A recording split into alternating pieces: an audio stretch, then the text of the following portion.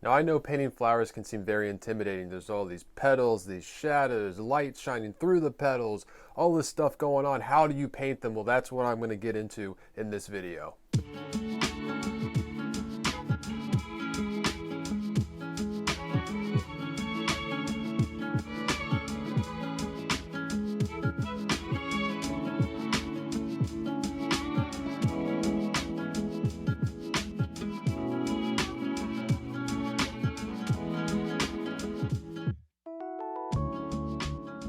Hi, welcome to Paint Coach. I'm Chris Fornatero, here to help simplify oil painting so you can get better faster. So in today's video, I'm going to walk you through painting a rose. I'm going to talk about things like how I prep my canvas, how I block in the rose, my initial brush strokes, how I construct the form, how thin or thick do I make the paint at what stages, how I work the background, and when I get into details. Now, there are many different ways to go about painting flowers. This is just how I like to do it. It's a much looser style that doesn't rely heavily on detail work. Now, if you want to see the full 45-minute version of this tutorial, you can on my Patreon page, which is linked in the description below. Now, a question I'm getting asked a lot about from my students is how to go about painting complex subjects or things where there's a lot of shifts in values or colors. You know, how do you go about doing that? I'm going to tell you right here at the beginning, the way to do that is to think about the big shapes first and then slowly work to the smaller shapes. The most common problem I see with this is people want to just start getting all that detail in every color that they see right away.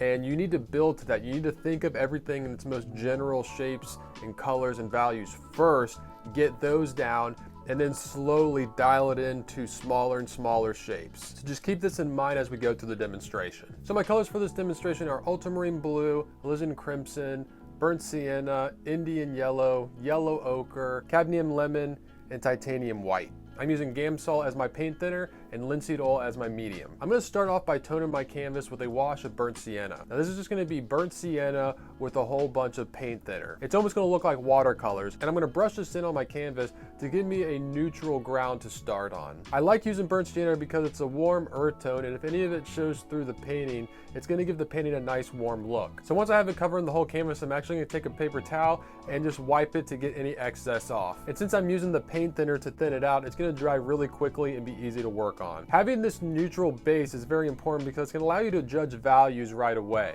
If you're working on a plain white canvas, every color that you put down would look dark because it's next to white. It also allows me to lay in highlights early on if I want to. If I had just a plain white canvas, I couldn't really put highlights because they wouldn't really show up on that white canvas. All right, I'm gonna stick with the burnt sienna to do a rough block in of my rose. First, I'm just doing a general circle to get the placement of the rose on the canvas. And then after that, I'm gonna be using straight lines because I find it easier to find the correct angles and shape using straight lines to construct the rose in a very vague sense. I'm not very concerned with detail right now. I just want to get the general shape of it correct. There will be time later to carve and construct the edges of the rose with more detail. But right now, I just want a very general shape of the rose. All right, now it's time to jump in with some color. Now I'm going to be using a very large brush to force myself to not get into any detail. I want to make very big general marks. I want to simplify the color and value to its most basic form. And I'm going to start with the darker values so I can build out with lighter values on top of it. And I'm using thin paint at this point. It's by no means a wash,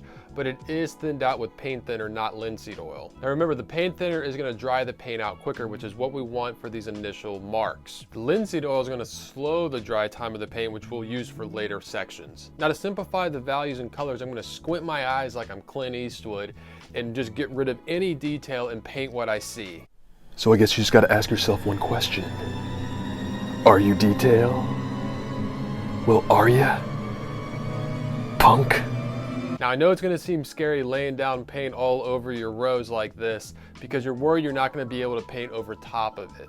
But you will, because this paint is thinner and the paint you used on top of it is going to be thicker. This is called working thin to thick, which I made a whole video on, and you can watch that video right here. Now if you haven't seen my video on painting thin to thick, I'll give you a brief overview. I use a paint thickness chart to show you how I can build up paint throughout a painting. A wash, which is paint with a lot of paint thinner in it, almost like watercolor, is the thinnest you can get. As you add more paint and use less paint thinner, the paint is going to get a little thicker. That is until you get to linseed oil, and you'll work your painting with that for a little while. But you'll slowly start using less and less linseed oil, and your paint will become thicker until you're pretty much using just straight paint. And the problem is most people start their painting way up here, so they only have this amount of range to to work their painting. If they would have started way down here, they would have had the whole chart to work with. Now I also want to get my background going as soon as possible as well. This is going to allow me to do many things, one of which is see how the rose looks in a value comparison. Since my background is relatively dark, it's just going to be another tool that I can use to judge the values of the rose too. Also, it's going to give me the ability to cut into the rose and shape it the way I want to.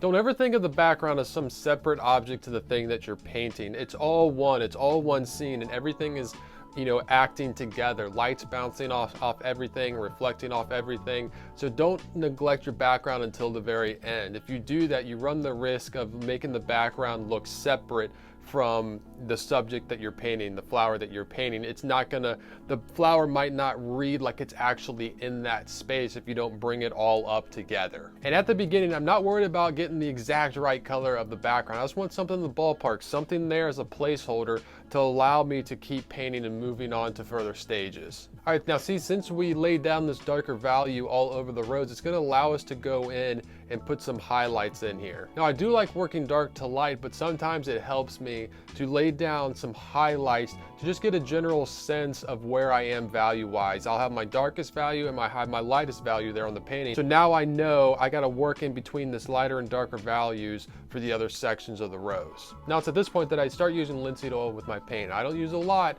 just enough to get the paint flowing how I like. I'm also being very mindful of my strokes with these highlights. You can see as I lay them in, they really help defining the form of this rose. So be aware of the angles that you're making with these highlights because they hold a lot of weight in creating the form of the rose. And the general form of this rose is a cylinder. Yes, there's all these petals and everything sticking out, but the basic form is a cylinder, and I want to make sure that I'm suggesting that with my brush strokes. Now once I have paint pretty much covering the whole canvas, now it's time to have a lot of fun and to bounce around from the background to the lights to the darks to everywhere, just constantly rotating and laying in color, laying in value, stepping back, seeing how it's working.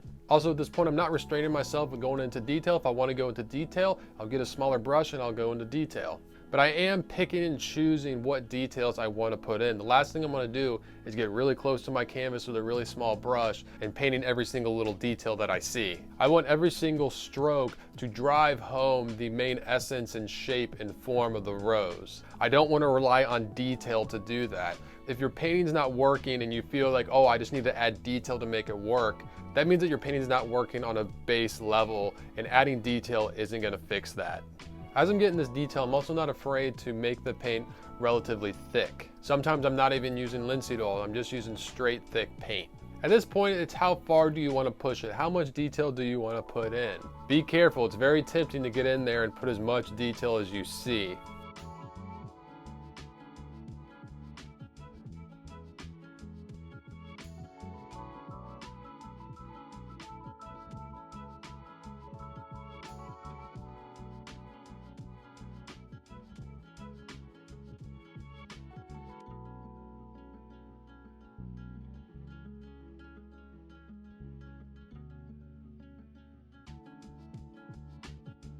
So if you really want to push your highlights more and lay on some really thick paint, you can do that with a palette knife.